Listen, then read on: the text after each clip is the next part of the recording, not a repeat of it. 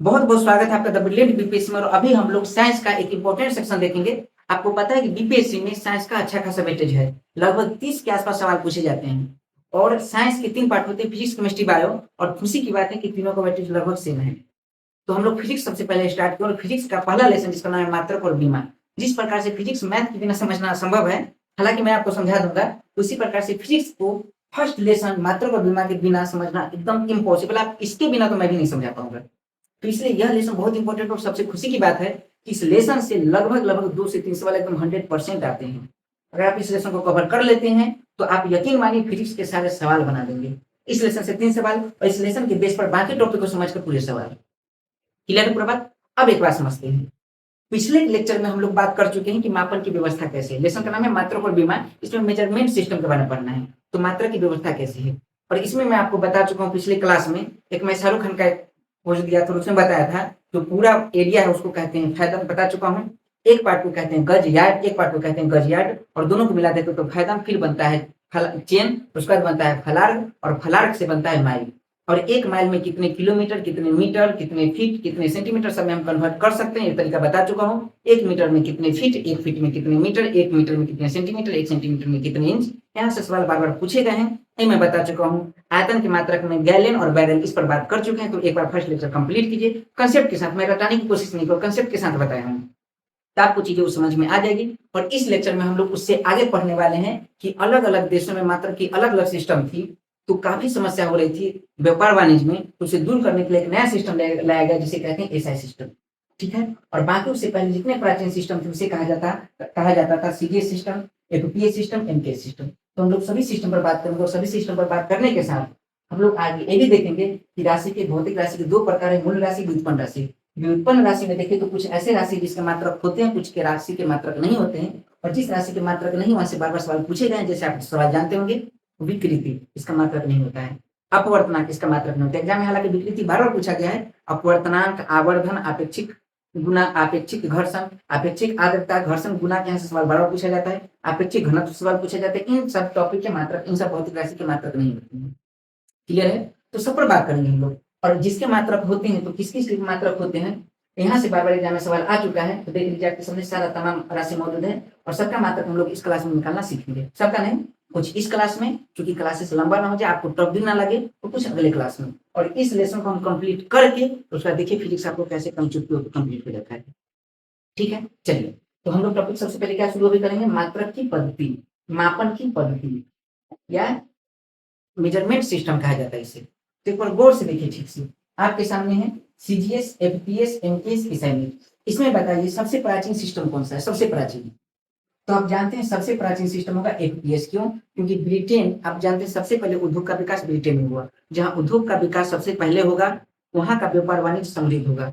वो व्यापार वाणिज्य करने के लिए अलग अलग देशों में, एक तो होता है आंतरिक व्यापार अपने देश में, और एक बाह्य व्यापार। तो बाह्य व्यापार करने के लिए अलग अलग देशों के साथ रिश्ता जोड़ेंगे। तो इसीलिए मापन की व्यवस्था वहां मजबूत होगी, तभी व्यापार कर पाएंगे। इसलिए मापन की पद्धति सबसे पहले डेवलप हुआ इंग्लैंड में। तो एफपीएस सिस्टम जो देख रहे हैं, आप जानते हैं रानी हेनरी का, हेनरी फर्स्ट जो है, उसका पांव को 1 फुट कहा जाता था। तो उसी के लंबाई को पूरे देश में वैल्यूएबल माना गया, लंबाई का मात्रक। तो याद रखना है कि लंबाई को फुट कहा गया। और वजन के लिए मैं पिछले क्लास में बता चुका हूँ, पाउंड वजन का मात्रक है, और सेकेंड है वो समय का मात्रक है। तो एफपीएस सिस्टम जो आप देख रहे हैं, एफपीएस सिस्टम एक तरह से देखें तो सबसे पहले ब्रिटेन में लागू हुआ, इसलिए इसे कहा जाता है ब्रिटिश सिस्टम। क्या कहते हैं इसे? British system. तो आपसे एग्जाम में ये भी क्वेश्चन पूछा जा सकता है कि ब्रिटिश सिस्टम किसे कहा जाए, तो एफपीएस को। ठीक है। और इसमें गौर करना है, पहला है लंबाई का, दूसरा है वजन का, तीसरा सेकंड का। अच्छा, लंबाई का, वजन का और सेकंड का सिर्फ इसमें कि बाकी में भी है, तो देख लेते हैं। पहला है एम, एम फॉर मीटर, के फॉर किलोग्राम, और एस फॉर सेकेंड। तो याद रखना है मीटर लंबाई का, किलोग्राम समय का, और तीसरा सेकेंड, किलोग्राम वजन का और तीसरा समय का सेकेंड। इसका मतलब लंबाई, वजन और सेकेंड। इसका मतलब है कि इसमें भी लंबाई, वजन और सेकेंड पर गौर किया गया। इसमें देख लेते हैं सेंटीमीटर, ग्राम, सेकेंड। सेंटीमीटर लंबाई का, ग्राम वजन का और सेकेंड समय का। इसका मतलब इसमें भी लंबाई, वजन, समय पर ध्यान दिया गया।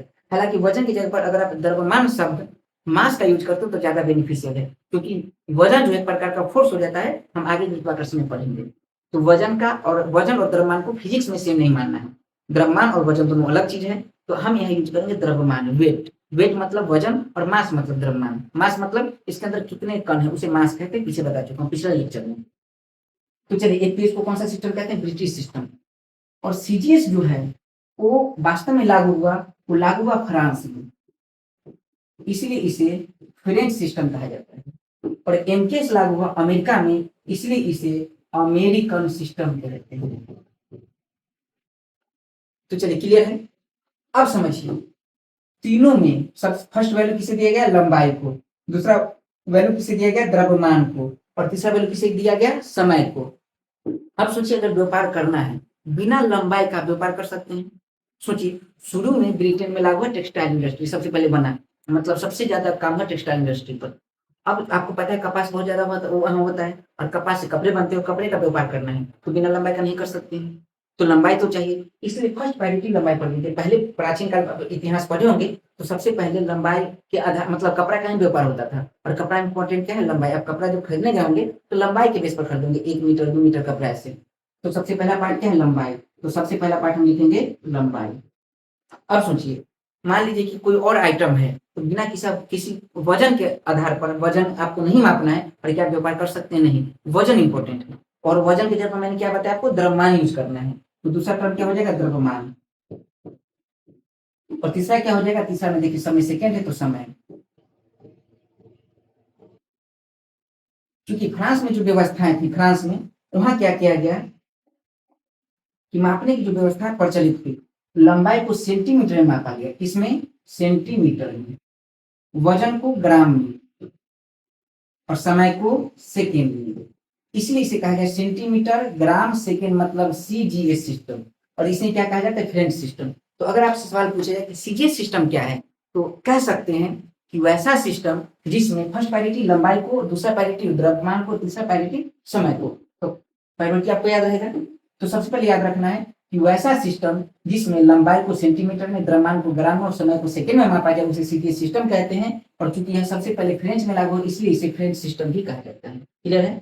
दूसरी ब्रिटिश सिस्टम क्या है या एपीएस सिस्टम क्या है, तो वैसा सिस्टम जिसमें लंबाई को किसमें, फुट में, वजन को पाउंड में,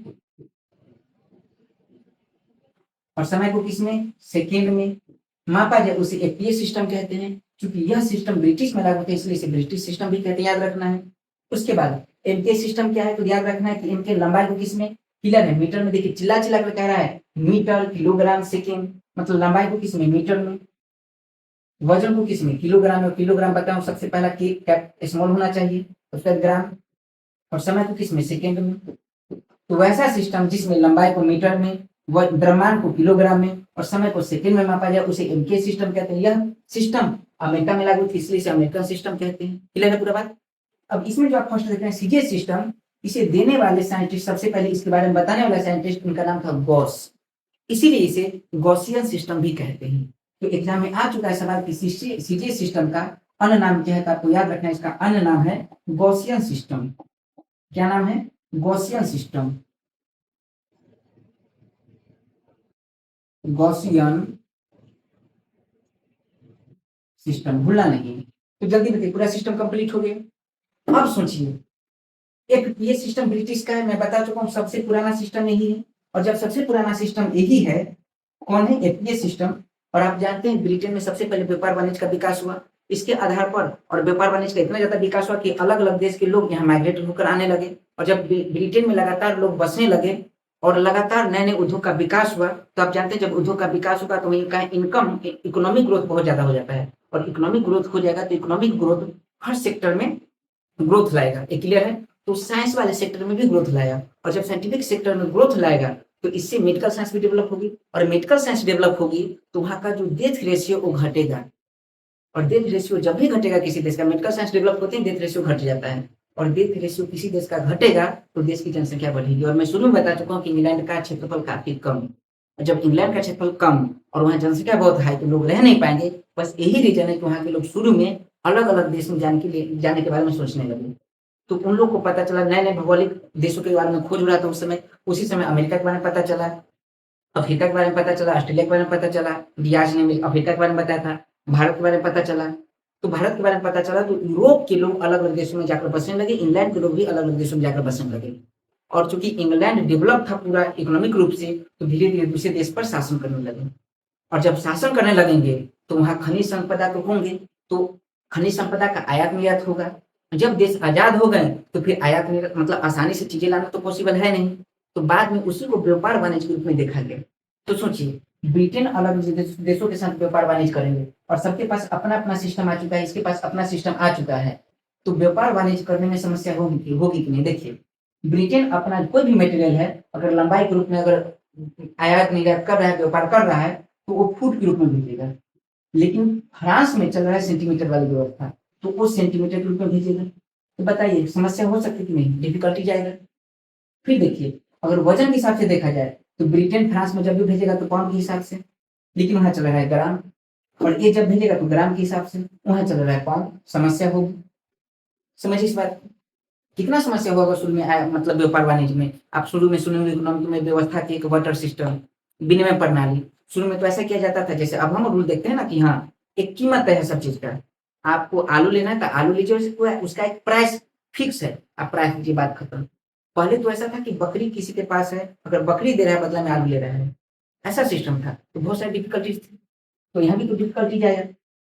फिर देख लीजिए, अगर अमेरिका व्यापार करना है, अमेरिका, और यह अमेरिकन सिस्टम, इनके सिस्टम बाकी देश में भी लागू थे। मतलब ये फिक्स था फ्रांस के लिए, फिक्स था ब्रिटिश के लिए, और इनके सिर्फ अमेरिका के लिए फिक्स नहीं था, बाकी अलग अलग देशों में यही सिस्टम, इनके सिस्टम चल रहा था।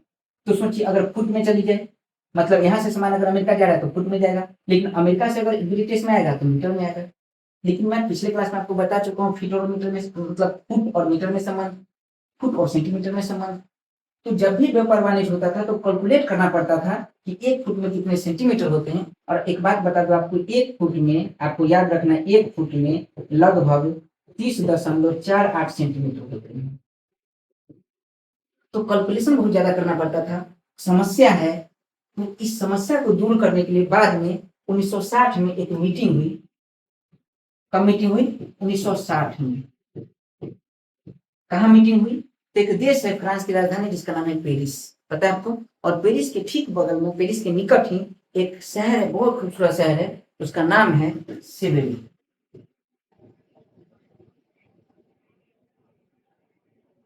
और सेवेरी में एक संस्था है जिसका नाम है इंटरनेशनल ब्यूरो, याद रखना है संस्था का नाम क्या है, international bureau weight and measurement, IBWM system. तो एक मतलब एक संस्था है, ऑर्गेनाइजेशन है। अब वहाँ क्या होती है कि दुनिया में international bureau weight and measurement, मतलब दुनिया में वेट करने के लिए और मापने के लिए एक व्यवस्था जो तय होगी, यही तय होगी। तो लगातार मीटिंग हो चुकी थी, लगभग 1960 में 11वीं मीटिंग हुई। और 11वीं जब मीटिंग हुई तो उसमें ये जो समस्या, जितने समस्या आपको दिख रहा है, इस सभी समस्या पर बात किया गया। और एक सबसे बड़ी समस्या ये भी थी कि हम पाउंड से वजन को तो माप रहे हैं, लेकिन ब्रिटिश में बल का एक मात्रक पाउंड भी होता है। आप अगर फिजिक्स जानते हो तो ये बात को आप जानते होंगे। तो समस्या ये थी कि पाउंड का यूज हम कब करेंगे, मतलब पाउंड का यूज हम बल के लिए कब करेंगे, और पाउंड का यूज हम वजन मापने के लिए कब करेंगे, द्रव्यमान मापने के लिए कब करेंगे। तो समस्या तो होगी, बहुत सारे चीजों में कंफ्यूजन हो जाते होंगे।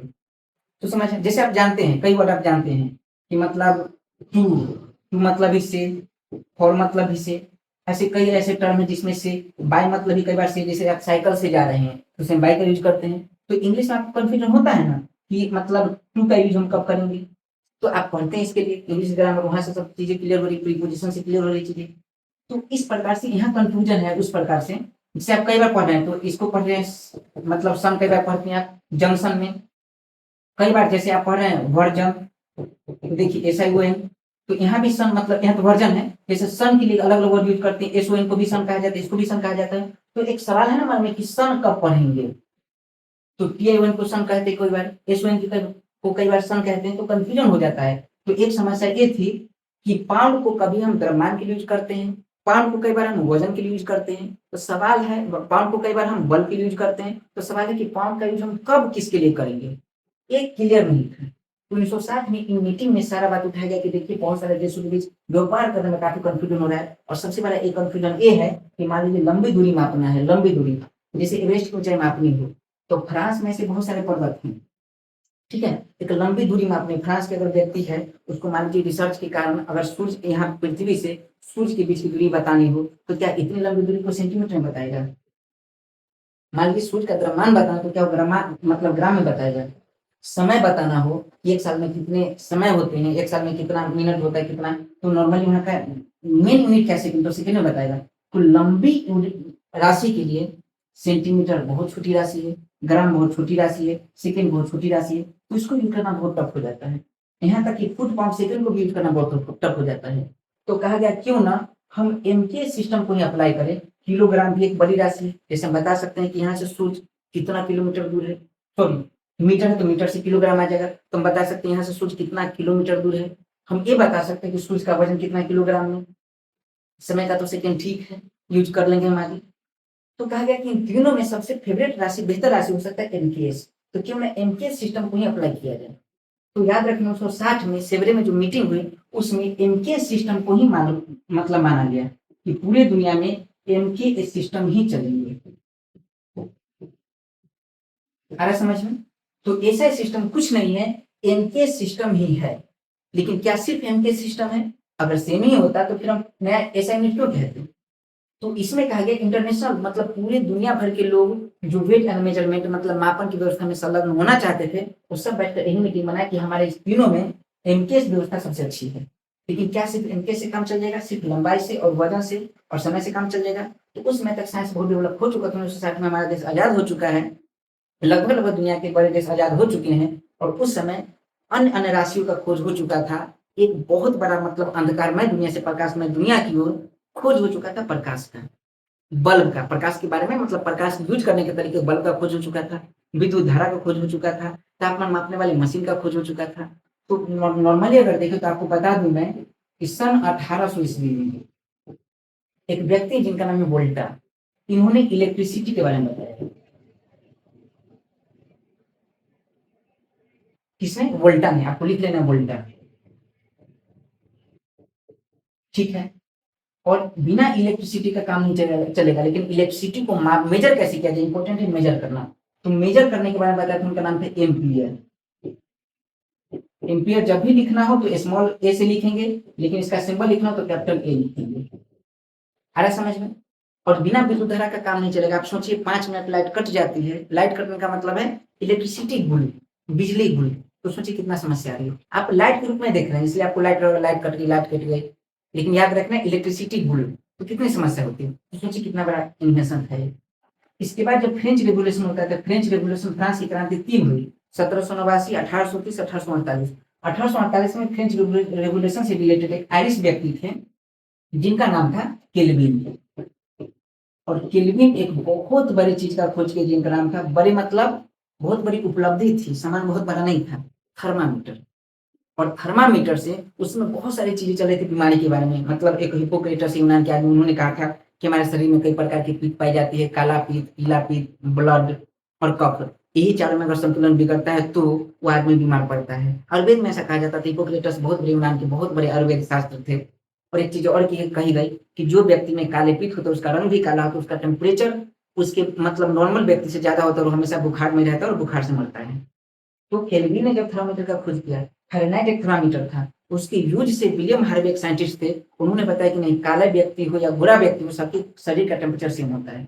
हालांकि हिपोक्रेटस ये बताना चाहता था कि यूनान या यूरोप के लोग होते हैं, गोरे होते हैं, वो सही है, और जो काले लोग हैं, जो पूर्वी सभ्यता के लोग हैं, वो मलिन लोग हैं, मतलब काले लोग हैं और सावले लोग हैं, वो डाउन प्रवृत्ति के होते हैं, बीमार लोग होते हैं, भगवान ने उन्हें नकार दिया, गॉड ने उन्हें नकार दिया है। तो ये विलियम हार्वे जो यूरोप के साइंटिस्ट थे, उन्होंने इन चीजों को दूर किया। तो कितना बड़ा रिसर्च था केल्विन। और केल्विन वास्तव में क्या मापा, केल्विन क्या बना, थर्मामीटर जिसे क्या मापा जा रहा है, टेम्परेचर, और टेम्परेचर का सिंबल क्या हो जाएगा, टी। 1848 के बाद एक बहुत बड़ा खोज हुआ 1879 में, 79 में। उनका व्यक्ति का नाम था थॉमस एल्वा एडिसन, और इन्होंने खोज किया बल्ब का। और बल्ब क्या देती है, लाइट। और लाइट हम कहते हैं ज्योति तीव्रता। अब आप ठीक से देखिए, इस तीनों के बिना दुनिया संभव नहीं है, दुनिया नहीं चल सकती, बिना विद्युत धारा के नहीं चल सकती है, बिना टेम्परेचर का नहीं। इसके अलावा कई चीजें हैं, लेकिन विद्युत धारा इंपॉर्टेंट है, टेम्परेचर इंपॉर्टेंट है, और ज्योति तीव्रता इंपॉर्टेंट है। ज्योति तीव्रता का मात्रक होता है कैंडेला CD। तो ये जो एमकेएस सिस्टम था 1960 में कहा गया क्यों ना एमकेएस में इसे भी जोड़ दिया जाए। किसे किसे जोड़ा जाए, किसे किसे जोड़ा जाए बताइए। तो एमकेएस में जोड़ दिया जाए विद्युत धारा को। तो चूंकि यहाँ हम क्या मेजरमेंट लिखते हैं, जैसे मीटर लिख रहे हैं, किलोग्राम लिख रहे हैं, सेकंड लिख रहे हैं, तो किस यूनिट में माप रहे हैं, यूनिट में लिख रहे हैं। देखिए एक तो यूनिट है ना, मात्रक है। तो यहाँ भी हम इलेक्ट्रिसिटी नहीं लिखेंगे, यूनिट लिखेंगे। तो इलेक्ट्रिसिटी का यूनिट क्या है, एम्पियर। तो लिखेंगे एम्पियर। जैसे जैसे खोजो वैसे वैसे शामिल किया गया, तो एम्पियर आ गया। तो एमकेएस का अब नाम हो जाएगा MKS, मक्सा। लेकिन सिर्फ मक्सा से काम चलेगा नहीं, एक और था 1960 की बात है, उसी मीटिंग की बात है, 11वीं मीटिंग की बात है। तो उसमें टेम्परेचर को इंक्लूड किया गया। तो टेम्परेचर ठीक है। और उसमें याद रखना है फिर CD मतलब कैंडेला, कैंडेला मतलब ताप, कैंडेला मतलब ज्योति तीव्रता, मतलब बल्ब जो है कितना लाइट दे रहा है, कितना ज्यादा लाइट। जैसे एक बल्ब है तो कम लाइट दे रहा है, मध्यम लाइट, और ज्यादा लाइट दे रहा है, तो हम कहेंगे किसकी, जिसकी ज्यादा लाइट दे रहा है कहेंगे कि इसकी ज्योति तीव्रता ज्यादा, इसकी ज्योति तीव्रता कम है। तो कैंडेला। और ये टेम्परेचर है, हालांकि इसका मात्रक है केल्विन, तो इसीलिए यहाँ टेम्परेचर न लिख के उन्हें क्या लिखेंगे, केल्विन।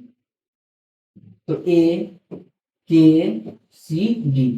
तो पूरा देख लीजिए, अगर क्वेश्चन पूछे जाए तो 1960 में सवेरे में जो मीटिंग हुई, सवेरे एक जगह है, और 11वीं मीटिंग हुई, उसमें जो हमारा सीजीएस को नकार दिया गया, एपीएस को नकार दिया गया, एमकेएस को नकार दिया, और नकारने के बाद कहा गया कि दुनिया के जितने भी देश हैं इन पूरे इंटरनेशनल में, देखिए सिस्टम ऑफ इंटरनेशनल या इंटरनेशनल सिस्टम, पूरे अंतरराष्ट्रीय लेवल पर एक ही सिस्टम लागू होगा।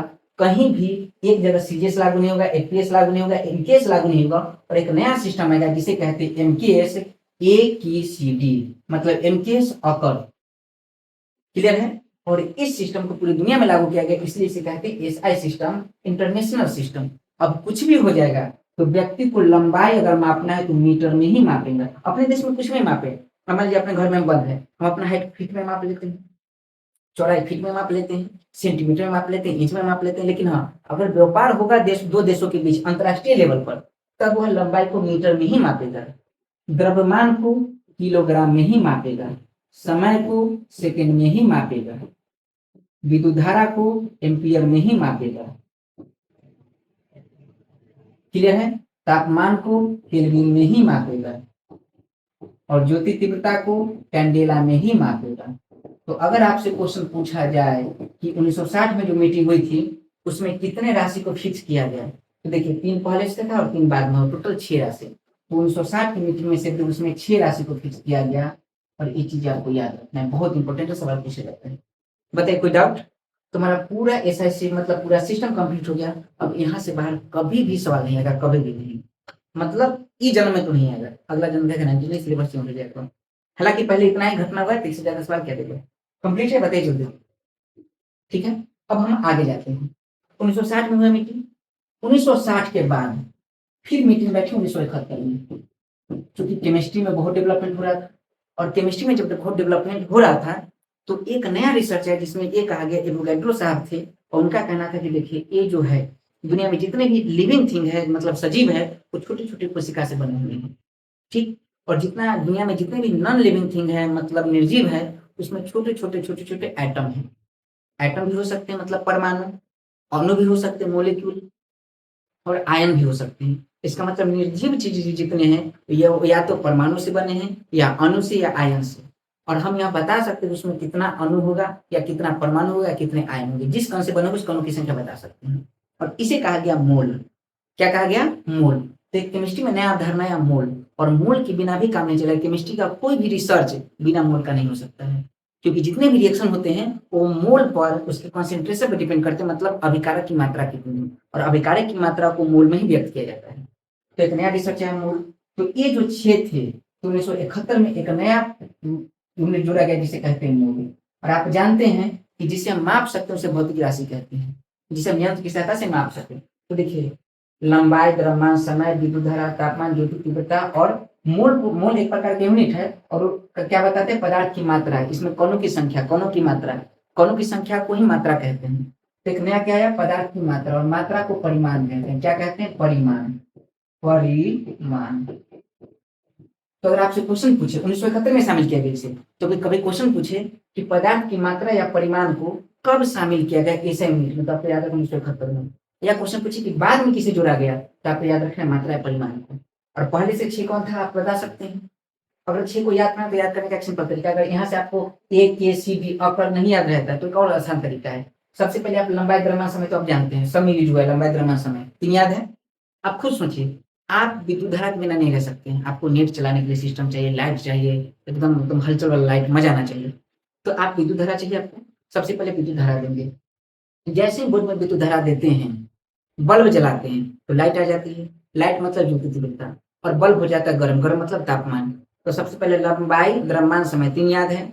उसके बाद आप विद्युत धारा दिए, विद्युत धारा देने से क्या हुआ, बल्ब में लाइट आया तो लाइट से ज्योति तीव्रता हो गया, और ज्योति तीव्रता के बाद बल्ब गर्म हो गया मतलब तापमान। 6 कंप्लीट, लंबाई द्रव्यमान समय, विद्युत धारा, ज्योति तीव्रता और तापमान कंप्लीट हो गया 6। और 7वां क्या जोड़ा गया, पदार्थ की मात्रा परिमाण, 7 कंप्लीट। अब ये जो 7 हैं, इसके बिना दुनिया नहीं चलेगी, यही 7 मूल है। आपको स्कूल में मिलता होगा मूल प्रमाण पत्र। मूल प्रमाण पत्र इसलिए कि ओरिजिनल है, उसका एक कॉपी स्कूल में रहता है, और बाकी आपको डुप्लीकेट कॉपी मिलता है, क्योंकि आपका एक कॉपी कभी खो जाए तो आप इसको फिर उसे प्राप्त कर सकते हैं। मूल आपके घर में जो सबसे मेन आदमी होंगे, जिसके सहारे पूरा इकोनॉमिक व्यवस्था चल रही होगी, मानसिक व्यवस्था घर की चल रही होगी, वो व्यक्ति मूल आदमी है। ठीक है, हमारा मूल क्या है, हमारा मूल है डीएनए। हमारा सारा गुण, हम क्या सोचते हैं, क्या करेंगे नहीं करेंगे, एक्टिविटी डीएनए में, तो हमारा मूल डीएनए है। उसी प्रकार से पूरा फिजिक्स का मूल राशि, जिस पर पूरा फिजिक्स का राशि निर्भर है, तो यही 7 है। लंबाई द्रव्यमान समय, विद्युत धारा, ज्योति तीव्रता, उसके बाद तापमान, उसके बाद पदार्थ का परिमाण। अब पदार्थ का परिमाण या मात्रा को किसे व्यक्त करते हैं, मोल में। किसे व्यक्त करते हैं, मोल में। और यही मूल राशि है, तो ये क्लियर किया गया कि ये जो 7 है, इसके बिना किसी का काम नहीं चलेगा, किसी का काम नहीं चलेगा, और बाकी राशि इसी से उत्पन्न होगा। तो कहा गया अच्छा अच्छा, इसका मतलब 2 प्रकार की राशि, एक तो ये राशि जो दिख रहा है ये मूल राशि है, और बाकी राशि इससे उत्पन्न होगा, यानी उत्पन्न राशि भी होगा। उत्पन्न राशि को व्युत्पन्न राशि कहते हैं। तब जाके यहाँ से भौतिक राशि को 2 भाग में बांटा गया, और दोनों राशि आपके सामने यहाँ है, मूल राशि और व्युत्पन्न राशि। कंप्लीट। तो एक बार आप अपना माइंड को स्थिर करके, एक यूनिवर्स में बहुत खूबसूरत कंसेप्ट है कि 21 थिंकिंग कंसेप्ट। अगर आप किसी टॉपिक पर 21 सेकेंड, छोटे टॉपिक पर, बड़ा टॉपिक है तो 21 मिनट्स, लेसन है तो 21 मतलब दिन गैप करके, या 21 आवर, ऐसे करके गैप गैप करके अगर आप लगातार सोचते हैं तो वो टॉपिक आप दोबारा कभी नहीं भूलेंगे। तो एक बार जल्दी से बहुत कम समय में जितना मैं पढ़ा, एक बार संशय निगाह से पढ़ देख लीजिए कंप्लीट। मैं उधर हो जाता हूँ साइड। सोचिए किसी प्रकार का कोई डाउट तो कमेंट करके आपको बताना कि हाँ वहाँ डाउट है, मतलब क्लास में टॉपिक को फिर समझाने का प्रयास करूंगा। ऐसे मुझे नहीं लगता है कहीं कोई डाउट होगा। कंप्लीट है, चलिए। अब अगला टॉपिक हमारा है भौतिक राशि के प्रकार। तो भौतिक राशि में एक है मूल राशि, क्योंकि मैं बताया यही बेसिक है, इसलिए इसे अंग्रेजी में बेसिक क्वांटिटी कहा जाता है, या इसे ही कहते हैं फंडामेंटल क्वांटिटी। क्या कहते हैं, फंडामेंटल क्वांटिटी।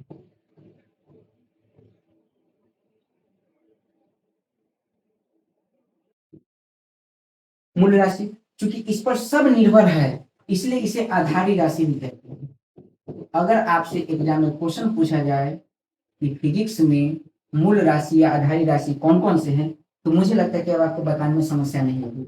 और मैं अभी जस्ट आपको बताऊं कि एसआई सिस्टम में बैठक होके 1971 में मोल को जोड़ा गया, मतलब पदार्थ की मात्रा को जोड़ा गया। उस समय तय किया गया कि टोटल राशि कितने थे, 7।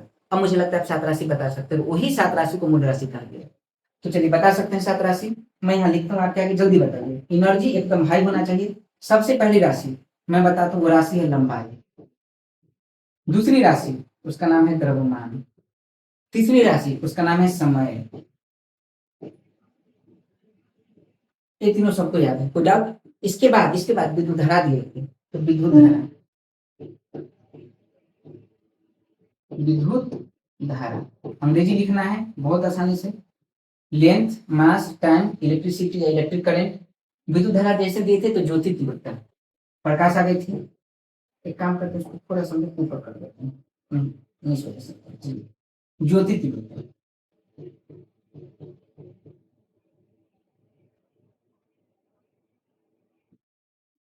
और उसके बाद तापमान, बल्ब गर्म हो जाएगी। और मैंने बताया 1971 में सबसे लास्ट में जोड़ा गया पदार्थ की मात्रा, या इसे कहते हैं पदार्थ का परिमाण। आप पदार्थ लिखेंगे इसमें परिमाण, अमाउंट, यहाँ अंग्रेजी में अमाउंट है, मैग्नीट्यूड नहीं, तो वही बात है।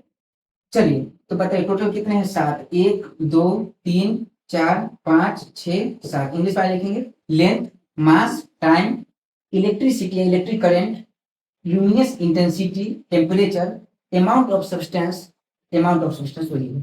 क्लियर है? ये क्या है? मूल राशि है।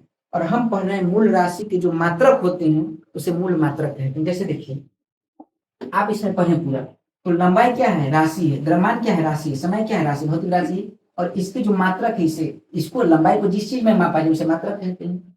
द्रव्यमान को जिसमें मापा जाए मात्रक है, जिसमें मापा जाए मात्रक है। तभी तो मैंने कहा मात्रक की पद्धति अलग अलग है। फुट क्या है? मात्रक है। किसी भी भौतिक राशि को जिसमें मापा जाए उसे मात्रक कहते हैं। कंप्लीट। चलिए तो उसे अगर मात्रक कहते हैं तो यहाँ देख लीजिए ठीक से, मूल राशि कितने हैं? 7। तो इसके भी तो मात्रक होंगे। लंबाई के कई मात्रक थे, लेकिन ऐसा सिस्टम सबको नकार दिया और माना किसी मीटर को। तो याद रखना लंबाई का जो मात्रक होगा उस मात्रक को क्या कहेंगे फाइनली हम? तो मात्रक को कहेंगे मूल मात्रक। मैं यहाँ टर्म लिख देता हूँ। किसी भी भौतिक मूल राशि के मात्रक को क्या कहते हैं? मूल मात्रक। मैं यहाँ लिखता हूँ। क्वांटिटी आप अंग्रेजी में समझेंगे। और यहाँ से बता देता हूँ कि इसके मात्रक को क्या कहेंगे? मूल मात्रक।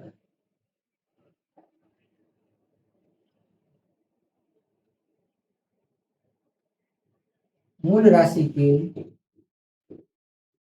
मात्रक को मूल मात्रक कहा जाता है। और मूल मात्रक कौन कौन से आपको याद रखना पड़ेगा? लंबाई का मात्रक तो आप जानते हैं, मूल राशि के मात्रक को मूल मात्रक कहते हैं। अगर मूल राशि है उसका मात्रक होगा मूल मात्रक होंगे। मूल राशि की संख्या कितने हैं? तो मूल राशि की संख्या है 7। तो बताइए मूल मात्रक की संख्या कितने होंगे? तो मूल मात्रक की संख्या 7। कंप्लीट। अब आप बता सकते हैं, मैं बता चुका हूँ, कुछ भी नया नहीं है। लंबाई का मात्रक मीटर, द्रव्यमान का मात्रक किलोग्राम, ठीक है। मीटर में शॉर्ट में लिख देता हूँ एम। द्रव्यमान का मात्रक किलोग्राम, छोटा होना चाहिए। समय का मात्रक सेकेंड, मैं बताया हूँ एस हमेशा लिखना है। विद्युत धारा का मात्रक एम्पियर, कैपिटल ए। ज्योति तीव्रता का मात्रक कैंडेला, सीजी। तापमान का मात्रक केल्विन, एग्जाम में पूछा गया कई बार। तापमान का मात्रक केल्विन याद रखना है। तो नीचे कर देता हूँ आपको, ज्योति तीव्रता का मात्रक है केल्विन। पदार्थ की मात्रा का मात्रक मोल। चलिए कंप्लीट। मूल मात्रक ये देख रहे हैं पूरा, ये हमारा हो गया कंप्लीट। लेकिन आपको मैं एक बात बताता हूँ, और अगर याद रखें तो ठीक रहेगा। लंबाई को सूचित किससे करेंगे? लंबाई को तो जिसे सूचित करते हैं लंबाई को, उसी को कहा जाता है बीमा, ठीक है। तो लंबाई का जो लंबाई मतलब एक प्रकार की लंबाई लेंथ, तो इसलिए लंबाई का जो बीमा होगा उसे लिखेंगे हम एल। और बीमा जब भी लिखा जाता है ब्रैकेट में, याद रखेंगे तो आगे बीमा निकालने में आसानी हो जाएगा। द्रव्यमान का एम क्योंकि मास, समय का टी टाइम, और इलेक्ट्रिसिटी को सूचित करते हैं आई से, डिनोट करते हैं आई से, इसलिए इसका आई। और कई बार इसका यूनिट भी यूज कर लिया जाए तो इसका यूनिट ए है, इसलिए याद रखिए इसका यूनिट क्या है? ए, तो इसलिए ए। तो ए आई याद रखना इलेक्ट्रिसिटी का।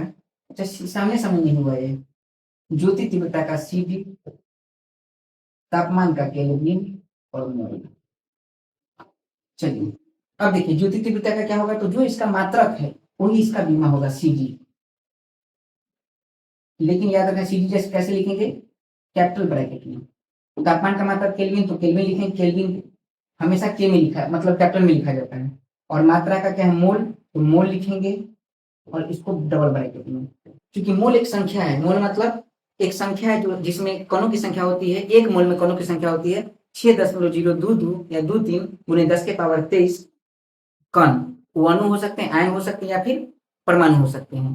तो चूंकि कण संख्या है, संख्या हमेशा फिक्स रहती है और फिक्स को कांस्टेंट से सूचित किया जाता है, इसलिए इसे म्यू से भी डिनोट करते हैं। और तापमान को थीटा से भी डिनोट करते हैं। ज्योति तीव्रता को सीडी से या जे से भी डिनोट करते हैं। तो कहने का साफ साफ मतलब है कि इसमें 4 ऐसे राशि हैं जिसकी बीमा, 3 ऐसे राशि जिसकी बीमा एक एक होती है। एल एम टी आपको याद रखना है, मैक्सिमम यूज इसी का होता है। और विद्युत धारा का आपको याद रखना है आर्टिफिशियल इंटेलिजेंस ए आई। ज्योति तीव्रता का सी डी जे, तापमान का के थीटा, और मात्रा का मूल मूल ये काम देगा। अगर इस पर आपको ध्यान देने का मन तो दीजिए, नहीं कम दीजिए, क्योंकि अभी तक बीपीएससी डायमेंशन से सवाल नहीं पूछी है।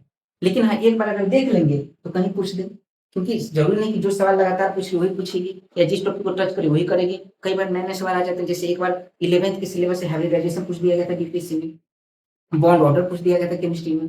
ये 11th का टॉपिक है और थोड़ा सा डिफिकल्ट टॉपिक है, हाइब्रिडाइजेशन आसान नहीं है, इसलिए डायमेंशन देख लीजिए, हो सकता है इस बार पूछ दे। ठीक है, कंप्लीट। तो अगर आपसे पूछे अधाई राशि की संख्या, मूल राशि की संख्या कितनी, तो बता सकते हैं आप, बीमा बता सकते हैं, उसका मात्रक पूछे तो मात्रक बता सकते हैं। मात्रक याद रखना हमेशा स्मॉल में लिखा जाता है, लेकिन एम्पियर कैपिटल में। एम्पियर इसलिए कैपिटल में याद रखना है, इसका यूनिट है एम्पियर। क्लियर है? अगर एम्पियर लिखेंगे पूरा तो एम्पियर हम स्मॉल लिखेंगे, ऐसे ए से शुरू करेंगे, स्मॉल से ऐसे। तो चलिए बताइए, कंप्लीट है ये मूल राशि। अब चलिए मूल राशि, अब मूल राशि से रिलेटेड है आगे व्युत्पन्न राशि। इसे अंग्रेजी में डिराइव्ड क्वांटिटी कहते हैं, derived quantity, derived, DERIVED quantity. अब पूछा जाए कोई डिराइव्ड क्वांटिटी क्या है, तो ये बताइए मुझे, डिराइव्ड क्या होता है? किसी से उत्पन्न हुआ। किससे उत्पन्न होगा? मैं भी थोड़ी देर पहले बोला हूँ, मूल जो है उसी से कोई उत्पन्न होगा। ठीक है, मूल से ही उत्पन्न होगा। अब कैसे उत्पन्न होगा, तो जैसे मैं बताता हूँ, आप जानते हैं क्षेत्रफल, दुनिया में किसी चीज का क्षेत्रफल निकालना है उसका फॉर्मूला होता है लंबाई गुना चौड़ाई, किसी चीज का क्षेत्रफल, किसी चीज का। ठीक है, कभी सीजन पढ़ेंगे तो बताऊंगा। वृत्त का क्षेत्रफल है, उसका भी लंबाई गुना चौड़ाई से निकलता है। आप सोचिएगा वृत्त में लंबाई कहाँ चौड़ाई कहाँ, फॉर्मूला है ये, प्रूव करूंगा बाद में। वर्ग का क्षेत्रफल लंबाई गुना चौड़ाई से, आयत का क्षेत्रफल लंबाई गुना चौड़ाई से। इसीलिए क्षेत्रफल का जो बेसिक फॉर्मूला है वो है लंबाई गुना चौड़ाई।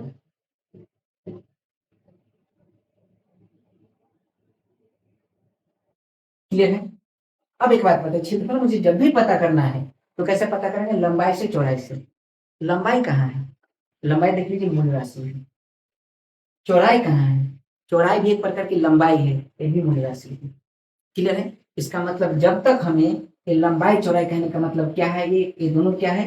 एक मूल राशि है। और जब तक हमें मूल राशि पता नहीं होगा, जब तक हमें ये मूल राशि पता नहीं होगा, लंबाई चौड़ाई क्या है? मूल राशि है। और जब तक मूल राशि लंबाई का मान पता नहीं होगा, चौड़ाई का मान नहीं पता होगा, हम क्षेत्रफल नहीं कर सकते हैं। तो कहीं ना कहीं लंबाई का मान 4 है, मान लीजिए 4 मीटर, क्योंकि लंबाई एक मात्रा क्या है इसका? मीटर। तो 4 मीटर लंबाई है, चौड़ाई क्या है? 5, चौड़ाई क्या है? 2 मीटर है। दोनों को गुना करेंगे तो 8 मीटर, मीटर गुने मीटर, मीटर स्क्वायर। यानी लंबाई चौड़ाई नहीं पता तो क्षेत्रफल नहीं निकलता। क्षेत्रफल क्योंकि मूल राशि से उत्पन्न हुआ है, इसलिए क्षेत्रफल को व्युत्पन्न राशि कहते हैं। कंप्लीट। यानी कहने का मतलब लंबाई जितने लंबाई, द्रव्यमान, समय, विद्युत धारा, विद्युत तापमान और पदार्थ की मात्रा है, परिमाण, ये 7 ऐसे फिक्स हैं और इसी को कैलकुलेट करके, इसी को गुना भाग करके हम लोग क्या निकालेंगे? व्युत्पन्न राशि। तो व्युत्पन्न राशि निकलेगा, एक तो फॉर्मूला आपको पता होना चाहिए, दूसरा व्युत्पन्न राशि अगर कोई है तो मुझे ये बताइए मूल राशि किसे कहते हैं? तो वैसा राशि जो किसी पर निर्भर न हो। ठीक है, जैसे मान लीजिए पापा आपको अभी फिलहाल आप जो स्टडी कर रहे हैं, तो पापा अगर आपको बोल दें कि पैसा नहीं देंगे पढ़ने के लिए, आप उन पर निर्भर हैं, पैसा नहीं देंगे पढ़ने के लिए, मतलब तो आपका हालत खराब हो जाएगा। अभी आप फोन करके बोल दे, अभी फिलहाल नॉर्मली नहीं बोलना चाहिए, बहुत गलत है चीजें। यहाँ तक कि पेरेंट्स से ऊँचे आवाज में बात नहीं करना चाहिए, क्योंकि आपको अभी तक एहसास नहीं हुआ कि वो आपके लिए क्या किए हैं। कई बच्चे कर लेते हैं। आप जिस समय उस एज में जाएँगे तब आपको पता चलेगा क्या स्ट्रगल होता है, क्या-क्या त्यागना पड़ता है। आपका पसीना निकल जाए, एसी में बैठे रहते हैं, पसीना निकले तो हालत खराब हो जाता है। उनका खून पसीना बन के निकलता है बॉडी से। तो कभी भी ऊँची आवाज़ में बात नहीं करना चाहिए। लेकिन सोचिए अगर आप एक बार बोल दिए कि हम आपको पैसा नहीं देंगे, हम घर छोड़ के चले जाएँगे, तो दुःख तो होगा ही, लेकिन ज़्यादा फ़र्क नहीं पड़े, मतलब फ़र्क यानी इमोशनल फ़र्क की बात नहीं कर रहा हूँ। हाँ, जो डिपेंडेंसी होता है उसमें फ़र्क नहीं पड़ेगा, क्योंकि मूल वो हैं, आप नहीं हैं। समझिए, लंबाई-चौड़ाई ना हो तो क्षेत्रफल नहीं निकलेगा। यानी मूल ए है, ये अगर गायब कर दें तो क्षेत्रफल निकलेगा नहीं, व्युत्पन्न राशि उत्पन्न होगा ही नहीं, निकलेगा ही नहीं। तो ये स्वतंत्र है, पापा स्वतंत्र है, ये स्वतंत्र है, तो मूल राशि किसे कहते हैं? वैसी राशि जो स्वतंत्र है उसे मूल राशि कहते हैं। वैसी राशि जो स्वतंत्र है, मतलब कहने का मतलब किसी पर निर्भर नहीं है, किसी पर निर्भर नहीं है, उसे क्या कहते हैं? स्वतंत्र राशि। व्युत्पन्न राशि क्या है? वैसी राशि जो मूल राशि पर निर्भर है, आप व्युत्पन्न है। वैसी राशि जो मूल राशि पर निर्भर है, तो मैं कह सकता हूं कि जो मूल राशि पर निर्भर है, जो मूल राशि पर निर्भर है। तो क्या हो जाएंगी व्युत्पन्न राशि कंप्लीट। अब इसके बाद जो भी आएगा ये 7 को छोड़कर जो भी आएगा सारे के सारे क्या हो जाएंगे व्युत्पन्न राशि, यानी आगे जो जो हम पढ़ने वाले सब क्या है व्युत्पन्न राशि। ठीक है, तो व्युत्पन्न राशि जो मूल राशि पर निर्भर हो या किसी दूसरे पर निर्भर हो या मूल राशि से उत्पन्न हुआ हो वो क्या है व्युत्पन्न राशि। क्लियर है, लिख लीजिए एक बार। अब अगर ये व्युत्पन्न राशि है तो एक बात और, अगर ये व्युत्पन्न राशि है तो जैसे मूल राशि का एक मात्रक था तो व्युत्पन्न राशि का भी मात्रक होगा। तो याद रखना है व्युत्पन्न राशि के मात्रक को, व्युत्पन्न राशि के मात्रक को क्या कहेंगे व्युत्पन्न मात्रक कहेंगे, व्युत्पन्न मात्रक कहेंगे। मूल राशि के मात्रक को मूल मात्रक और व्युत्पन्न राशि के मात्रक को व्युत्पन्न मात्रक। चलिए पूरा कंप्लीट 100%। कोई सवाल? क्लियर है, आगे बढ़े। अब सवाल है कि क्या जितने भी व्युत्पन्न राशि हैं क्या सबके मात्रक होते हैं? नहीं, सबके मात्रक नहीं होते हैं। कुछ ऐसे राशि हैं, मूल राशि में जितने सबके मात्रक हैं मैं बता चुका हूँ 7 ही हैं, और व्युत्पन्न मात्रक में व्युत्पन्न राशि में बहुत सारे राशि हैं जिसके मात्रक हैं, कुछ ऐसे हैं जिसके मात्रक नहीं है। जैसे तो व्युत्पन्न राशि में मात्रक हीन राशि, कुछ ऐसे यूनिट लेस इसे कहा जाता है, यूनिट लेस, प्यार से लिखते यूनिट लेस। ठीक है, और ये है यूनिट क्वांटिटी। तो यूनिट लेस कौन कौन है तो मैं अभी फिलहाल नाम लिख देता हूँ, एक ट्रिक बताता हूँ।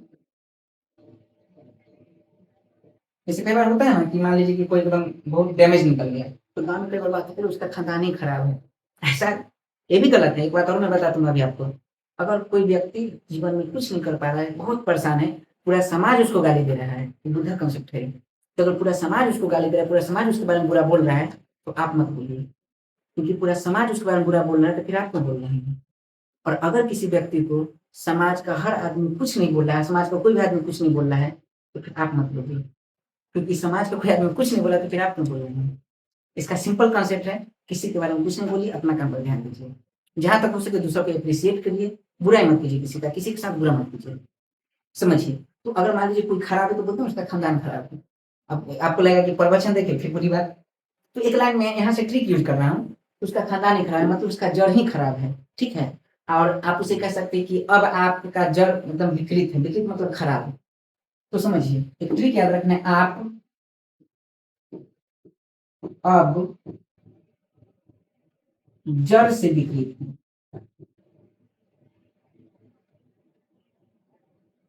हालांकि बाद में कॉन्सेप्ट दूंगा तो कॉन्सेप्ट जैसे मूल राशि आपको याद हो गया वैसे ये भी आपको याद हो जाएगा, लेकिन शुरू में ट्रिक मतलब दो अगर आपके पास हथियार हैं तो एक अगर फुस हो गया तो दूसरा आप चला लीजिए, दोनों हथियार मैं दूंगा आपको। तो आप अब जड़ से विकृत हैं और आपसे क्या अपेक्षा किया जाए, यानी जिसका जड़ ही खराब है उससे आप अपेक्षा क्या कीजिए। ठीक है, घसते रहिए। हाँ, किसी का नाम है चिराग, जीवन में कुछ नहीं कर रहा है, चिराग घसे जाए।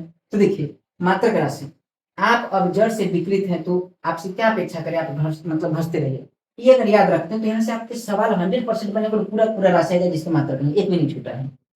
तो सबसे पहले आप आपसे याद रखेंगे अपवर्तनांक, मैं आगे समझाऊंगा इसका मात्रक क्यों नहीं है, मैं अच्छे से बताऊंगा। तो अपवर्तनांक, रिफ्रैक्टिव इंडेक्स इसे अंग्रेजी में कहते हैं, रिफ्रैक्टिव इंडेक्स, एक ऐसा राशि जिसका कोई मात्रक नहीं है।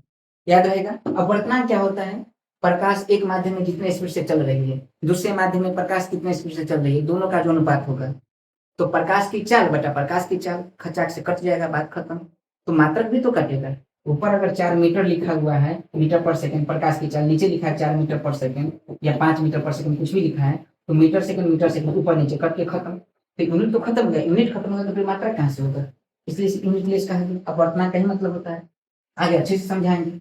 तो आपसे याद रखना है अपवर्तनांक, आपसे क्या याद रखना है अपवर्तनांक, और अब से याद रखना है आवर्धन। कलर में चेंज कर देता हूँ, अब से क्या याद रखना है आवर्धन। तो आवर्धन का भी मात्रक नहीं होता है। आवर्धन मतलब आपका फोटो बन रहा है, आपका हाइट क्या है और आपके फोटो का हाइट क्या है। ठीक है, तो हाइट बटा हाइट, हाइट खत्म, तो इसका मात्रक नहीं होगा। तो आवर्धन का भी मात्रक नहीं, इसको अंग्रेजी में मैग्निफिकेशन कहते हैं, मैग्निफिकेशन। पी के सम, क्लियर है। उसका जड़, जड़ से मतलब होता है जड़त्व। जड़त्व एक गुण है। कई बार लोगों को लगता है जड़त्व मतलब द्रव्यमान, नहीं, जड़त्व एक गुण है। और गुण का क्या मतलब? मान लीजिए मैं ठीक पढ़ाता हूँ, तो कितना ठीक पढ़ाता हूँ बता सकते हैं आप? 4 मीटर पर सेकंड के हिसाब से ठीक पढ़ाते हैं? नहीं। तो याद रखना, जड़त्व एक गुण है, गुण का मात्रक नहीं होता है। इसे अंग्रेजी में कहा जाता है इनर्शिया।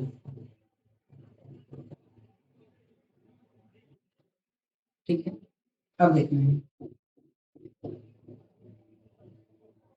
चलिए, अस्सी से कुछ नहीं, ऐड देखोगे ना, कभी कभी कुछ नहीं करके देखो, चॉकलेट का ऐड आता है। विकृत, विकृत मतलब विकृत मतलब विकृति। अगर मान लीजिए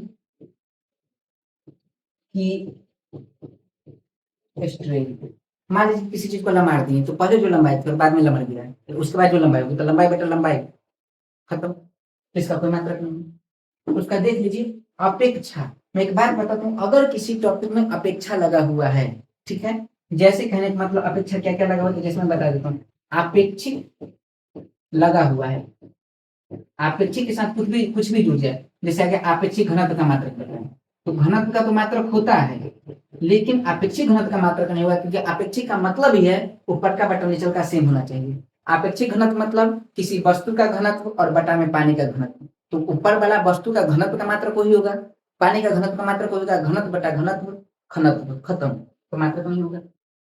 आगे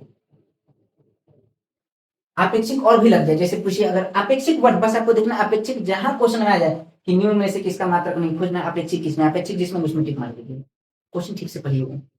ठीक है, अपेक्षिक घनत्व। हो सकता है क्वेश्चन पूछे अपेक्षिक आर्द्रता, इसका मतलब बताऊंगा आगे। अपेक्षिक आर्द्रता ये आसान है, थोड़ा सा ह्यूमिडिटी पढ़ाऊंगा। जैसे ये भी एक प्रकार का नमी है, कि सबसे पहले उस समय वायु का नमी क्या है और संतृप्त होने के लिए कितना नमी चाहिए, और नमी बटा नमी बराबर पूरे मात्रा की कमी, खत्म। तो अपेक्षिक आर्द्रता, ह्यूमिडिटी, इसको अंग्रेजी में कहेंगे रिलेटिव। आपका रिलेटिव नाम सुन के ही हालत खराब हो जाता होगा, क्योंकि एग्जाम के बाद सबसे पहला फॉर्म रिलेटिव का होता है। क्या हुआ? चलिए, तो रिलेटिव अंग्रेजी में इसे क्या कहेंगे? डेंसिटी घनत्व। ठीक। अच्छा, इसके बाद अपेक्षिक आर्द्रता को रिलेटिव, फिर से रिलेटिव, ओ माय गॉड, देखिए, और आर्द्रता को अंग्रेजी में कहते हैं ह्यूमिडिटी। तो पहली बात रिलेटिव देखें, अब आपका हालत खराब हो जाएगा। रिलेटिव इसका मतलब यही होगा, सारा कॉलेज का जो रिलेटिव, क्लियर है। आगे रिलेटिव अच्छे होते हैं। अब आगे देखिए घर्षण, तो एक क्वेश्चन आ जाए घर्षण गुणांक, घर्षण गुणांक। मैं यहाँ इसे लिखती हूँ कि आपको एक जगह इकट्ठा मिल जाए, तो आगे निकालूंगा, बताऊंगा इसका मात्रक नहीं, स्टार लगा लीजिए, इसका मात्रक नहीं, स्टार लगाए, तो फिर आपको याद रखने में डिफिकल्टी होगा। एक साथ अब पूरा हो गया, यानी मैं इसे अगर बाउंड्री से घेर दूं, पूरा लक्ष्मण रेखा बना देता हूँ, ये कोई इसमें इंटर ना कर पाए, रावण फिर भी पहुंच ही जाता है। चलिए, तो ये जो आप देख रहे हैं, ये फिजिक्स में ऐसे राशि हैं जिसके मात्रक नहीं है। कितने हैं? 1 2 3 4 5 6 7, याद कर लेंगे, पूरा बन जाएगा।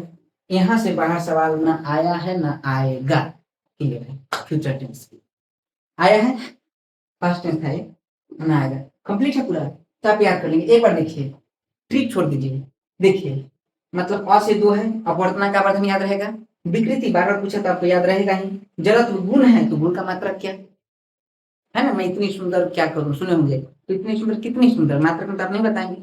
तो जड़त्व एक गुण है, उसका मात्रक नहीं, तो फिर से बताइए, आवर्धन अपवर्तनांक कंप्लीट है, ठीक से कर सकते हैं तो कर लीजिए। आप अब जड़ से विकृत, यहाँ देखना तो कर लीजिए। आप अब जड़ से विकृत है, आप मतलब अपवर्तनांक, अब मतलब आवर्धन, जड़ से जड़त्व, मात्रक नहीं है, विकृति का मात्रक नहीं, एग्जाम में बार बार पूछा है, बार बार पूछा है, बार बार पूछा है, तो भूलना है नहीं इसे।